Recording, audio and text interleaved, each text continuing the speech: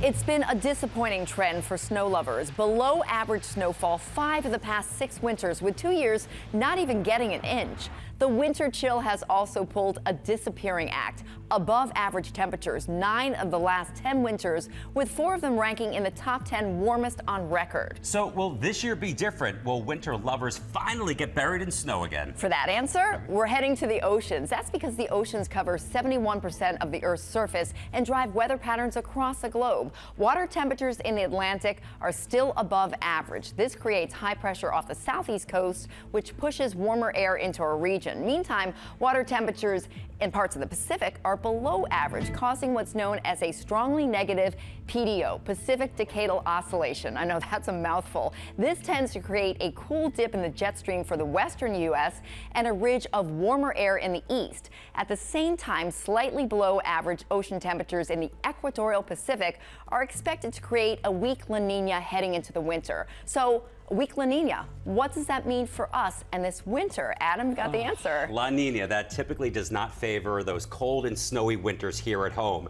80% of the weak La Ninas since 1959 have brought below average snowfall. That's the yellow line of 23 inches, some significantly below. Just 2 years ago, you may remember, we had less than an inch of snow all winter. And here is why. The typical La Nina pattern brings the northern polar jet from the Pacific Northwest and then dives down into the northern plains before lifting into northern New England. The really moist Pacific jet, that's all the moisture, is quieter and less active.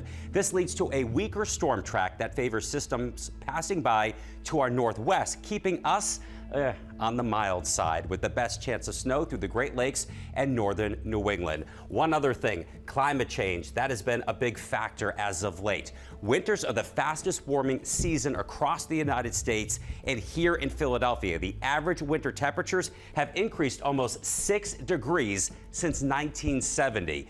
Putting all of this together, here are the key points for the upcoming winter. Just like last year, we expect no real lengthy periods of cold, just a few brief shots. So overall temperatures look to be on the mild side, with more in the way of rain or mixed precipitation events rather than those classic snowstorms. This will give us another winter with below average snowfall. Now for the numbers you've all been waiting for. In the Lehigh Valley, we expect 22 to 28 inches of snow. Here in Philadelphia, around 14 to 20, and at the Jersey Shore along the coast, 9 to 15 inches.